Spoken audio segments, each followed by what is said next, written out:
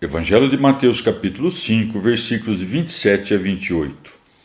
Ouvistes o que foi dito: não cometerás adultério. Eu, porém, digo-vos que todo o que olhar para uma mulher, cobiçando-a, já cometeu adultério com ela no seu coração. Palavra da salvação. Comentário Mateus 5, de 27 a 28. São Gregório Magno. Todo aquele que olha exteriormente de maneira desprevenida, geralmente incorre no prazer do pecado e, obrigado pelos desejos, começa a querer o que antes não quis. É grande demais a força com que a carne obriga à queda, e, uma vez obrigada pela beleza da forma que entra por meio dos olhos, forma-se o desejo no coração, que agora só poderá ser extinto com a violência de um grande combate. Devemos, pois, vigiar-nos, porque não se deve olhar aquilo que não é lícito desejar. Para que a inteligência possa conservar-se limpa em seu pensamento, devem os olhos afastar-se da libertinagem, da voluptuosidade, porque são como os ladrões que nos arrastam para a culpa. Evangelho de Mateus, capítulo 5, versículos de 29 a 30. Por isso, se o teu olho direito é para ti causa de queda, arranca-o e lança-o para longe de ti, porque é melhor para ti que se perca um dos teus membros do que todo o teu corpo seja lançado na geena. E se a tua mão direita é para ti causa de queda, corta-a e lança-a para longe de ti, porque é melhor para ti que se perca um dos seus membros do que todo o teu corpo seja lançado na geena. Palavra da salvação. Comentário Mateus 5, de 29 a 30. Santo Agostinho. Do mesmo modo que se entende a contemplação no caso do olho, assim se deve entender com toda a propriedade a ação no caso da mão. Pelo olho, compreendemos um amigo muito querido, e isso costuma ser dito por aqueles que querem expressar seu carinho dizendo: quero-te como as pupilas dos meus olhos. Convém aqui entender por olho um amigo conselheiro, porque o olho nos ensina o caminho. Quanto ao que se acrescenta acerca do olho direito, talvez seja para considerar de maneira ampliada o carinho em questão. Os homens sempre temem muito mais perder o olho direito. Ou entende-se que o olho direito é o seu conselheiro no que concerne às coisas divinas. Já o olho esquerdo é o conselheiro no que concerne às mundanas. De modo que seja este o sentido dessa passagem, qualquer que seja a coisa que tu amas, tanto como amas teu olho direito, se tratar de algo que te escandaliza, isto é, se te serve de impedimento para alcançar a verdadeira beatitude, arranca tal coisa e separa-a de ti. Já acerca do olho esquerdo, é supérfluo dizer mais. A mão direita é tida como amada ajudante nas coisas divinas, já a esquerda como um auxiliar nas coisas necessárias para esta vida e para o corpo.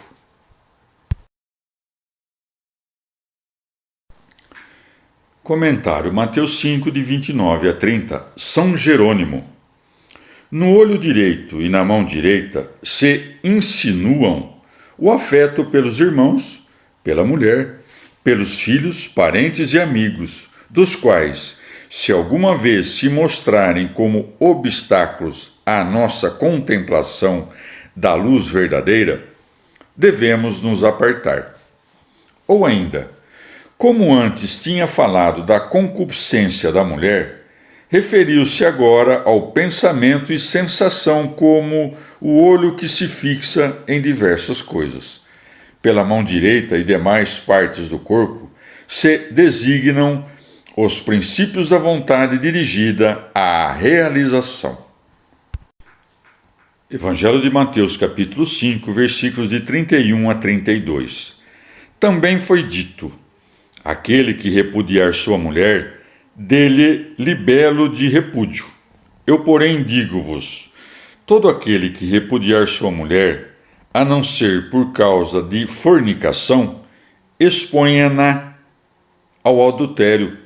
E o que despojar a mulher repudiada, comete adultério. Palavra da salvação. Comentário Mateus 5, de 31 a 32, Santo Agostinho. O apóstolo assinala os limites desse preceito, dizendo que deve ser observado durante todo o tempo de vida do marido, mas que, morto este, tenha a mulher licença para casar-se. E se não é concedida a ela permissão para casar-se com outro, enquanto seu marido, de quem se separou, estiver vivo, muito menos lhe será permitido cometer atos ilícitos ou relações vergonhosas com qualquer outro. Aquele que, sem repudiar sua mulher, vive com ela, não carnal, mas espiritualmente, não age contra esse preceito, pois os matrimônios daqueles que vivem em continência por mútuo consentimento são mais felizes. Daí vem uma questão. Já que Nosso Senhor permite que se repudie a mulher em razão de fornicação, convém saber que tipo de fornicação é esse. Devemos saber se essa fornicação se refere àqueles que cometem relações sexuais ilícitas, ou se, como dizem as Escrituras, fornicação é toda depravação ilícita, 1 Coríntios 7, tal como a idolatria, a avareza ou qualquer outra transgressão da lei cometida por concupiscência ilícita. Mas se é permitido, segundo o apóstolo, repudiar a mulher infiel, ainda quando melhor seria não repudiá-la, no entanto, não é lícito, segundo o preceito do Senhor, que se repudie a mulher, senão por causa de fornicação. A infidelidade é a própria fornicação. E se a infidelidade é também fornicação, e a idolatria é infidelidade, e a avareza é idolatria, não se deve duvidar que a avareza também seja fornicação. E nesse caso, quem poderá separar facilmente da fornicação qualquer concupiscência ilícita, se a avareza é fornicação também? Não queremos, contudo, que nosso tratamento de uma tão difícil questão, que nos é suscitada por assunto tão grave, satisfaça o leitor. Nem todo pecado é fornicação espiritual, nem tampouco Deus aniquila a todo aquele que peca, já que todos os dias ouve seus santos que dizem: perdoa-nos as nossas ofensas. Mateus 6,12. No entanto, perde todo aquele que se faz réu de fornicação com relação a ele. É lícito o repúdio por uma fornicação dessa natureza? É questão obscuríssima, mas não há dúvida alguma de que é lícito quando se trata da fornicação que profana o corpo. Se alguém diz que o Senhor considera a fornicação causa suficiente para repudiar a mulher, isto é, aquela fornicação que se comete por meio de concubinato ilícito, pode-se dizer que o Senhor se referia a ambos os fiéis, dizendo que a ninguém é lícito separar-se do outro a não ser por causa de fornicação. Aqui não se trata apenas de repudiar a mulher adúltera. Aquele que a repudia o faz não só porque ela cometia fornicação, mas também porque era causa de fornicação para ele mesmo. Repudiá-la-ia, assim, não só em razão de fornicação dela, mas também da sua. Dela, porque fornica, e sua, para que não fornique. Com igual razão, o marido a repudiará se ela lhe diz: Não continuarei a ser tua mulher a menos que acumules riquezas por meio de assaltos. Ou caso recomende ao seu marido algum outro ato criminoso ou vergonhoso. Assim, aquele a quem a mulher disser qualquer coisa dessa espécie, se for um verdadeiro penitente, cortará de si esse membro que o escandaliza. Não existe coisa mais iníqua do que deixar a mulher por causa de fornicação, quando o marido pode convencer-se de que também ele é um fornicador. Nesse caso, dá-se o que Paulo disse aos fiéis de Roma: naquilo mesmo em que julgas o outro, a ti mesmo te condenas. Romanos 2:1. E quanto ao que disse Cristo, e o que desposar a mulher repudiada comete adultério, pode-se perguntar se, assim como aquele que se casa com ela comete adultério, de igual modo peca aquela com quem se casou. Ordena o apóstolo que ela prossiga sem se casar, ou que se reconcilie com seu marido. Mas caso se separe do marido, diz o apóstolo que continue sem se casar.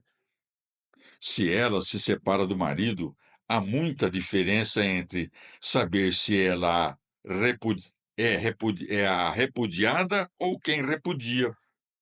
Se ela que se separa do marido e casa com outro, parece que se separa do primeiro por desejo de contrair novo matrimônio, o que se deve conceber como pensamento de adultério. Mas, se é ela a repudiada pelo marido, não se pode averiguar precisamente como se explica que, realizando-se a união por mútuo consentimento, seja só um deles aquele que comete adultério e o outro não. A isso se deve acrescentar que, se comete adultério aquele que se casa com outra que tenha sido repudiada pelo marido, ela é o faz adúltero, coisa que é proibida neste passo pelo Senhor.